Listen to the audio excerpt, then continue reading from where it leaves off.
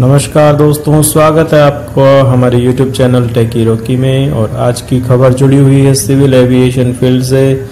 Jet Airways है नाम company का, जो कि बंद होने के कगार पे है। तो जानते हैं इसके बारे में डिटेल में, लेकिन उससे पहले आपसे रिक्वेस्ट करना चाहूँगा कि अगर आप फर्स्ट टाइम विजिट कर रहे हैं हमारा चैनल तो प्लीज़ लाइक करें, शेयर करें, वीडियोस को सब्सक्राइब करें। ज़्यादा से ज़्यादा लोगों तक इसकी लिंक आप शेयर कर सकते हैं। तो आइए जानते हैं क्या है ये न्यूज़ और क्यों जेट एयरवेज बंद होने के कगार पे। लेकिन किन्हीं कारणों से, या यूं कहें कि बैंकों ने एयरलाइन कंपनी को 400 करोड़ रुपए का इमरजेंसी फंड देने से इनकार कर दिया है।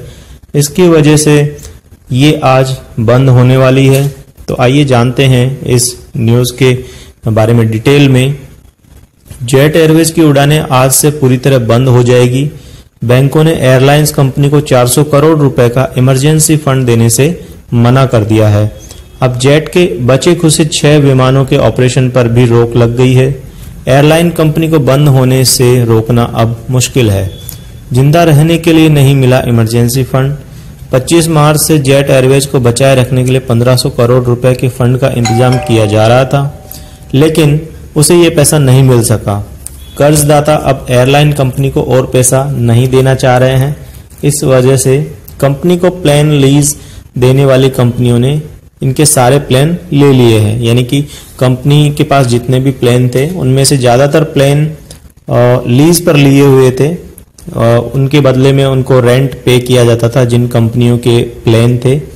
लेकिन अब माली हालत इनकी इतनी खस्ता हो गई है कि वो उसका पेमेंट नहीं कर पा रहे हैं और इमरजेंसी में उनको 1500 करोड़ रुपए का फंड चाहिए था। लेकिन जो लैंडर्स है, यानी कि जो कर्जदाता है, उन्होंने इमरजेंसी फंड देने से मना कर दिया है। तो मंगलवार तक इसके 123 विमानों से सिर्फ 6 ही विमान बचे थे। आखिरी में 400 करोड़ रुपए की इमरजेंसी फंडिंग ही एकमात्र उम्मीद बची थी, लेकिन यह भी पूरी नहीं हुई।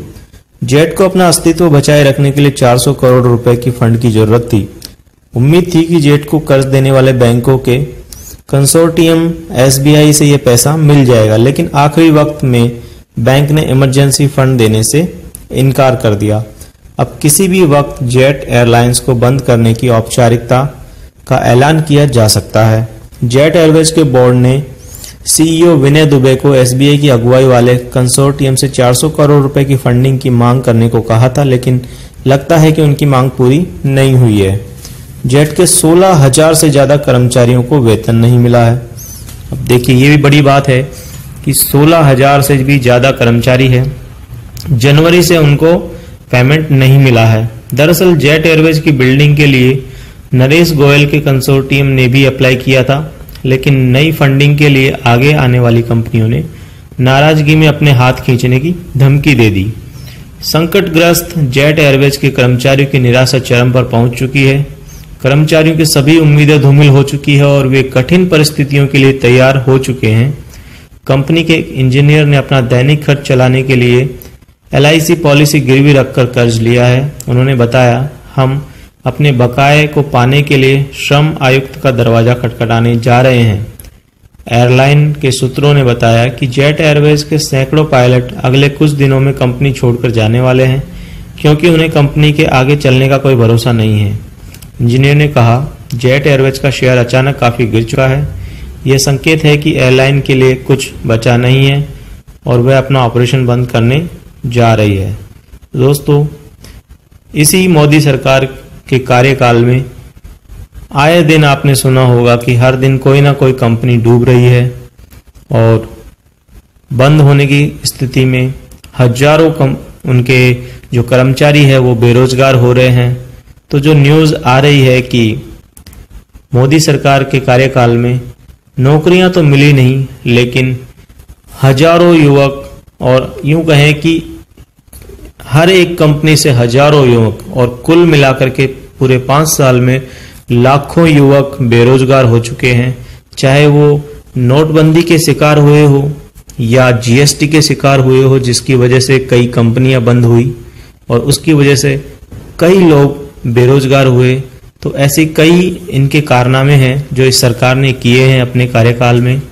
रोजगार नया कोई दिया नहीं है, लेकिन जिनके रोजगार थे वो भी इस सरकार ने छीन लिए हैं। बात चाहे BSNL की रही हो, MTNL की रही हो, एयर इंडिया की रही हो, जेट एयरवेज की रही हो, BPCL की रही हो, एयरपोर्ट्स की गिरवी रखने की रही हो, या हिंदुस्तान एरोनॉटिक्स लिमिटेड हायल की रही हो, या फिर अपने नालको की रही हो। बहुत सारी ऐसी पब्लिक एंटरप्राइजेस कंपनियां हैं, प्राइवेट कंपनियां हैं। टाटा टेली सर्विसेज बंद हुई, टेलीनॉर यूनिनॉर बंद हुई, और भी कई कंपनियां हैं जिनके बारे में शायद लोग जानते भी नहीं होंगे, लेकिन लाखों या हजारों कंपनियां ऐसी है जो बंद हुई है और उसके चलते लाखों कर्मचारी बेरोजगार हुए हैं। तो दोस्तों, चुनाव नजदीक है, सोच समझ के वोट देना।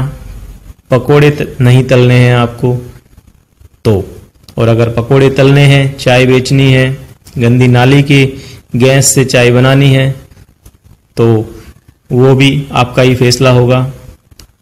तो चलिए मिलते हैं अगले वीडियो में, और तब तक के लिए बाय बाय, टेक केयर, शब्बा खैर।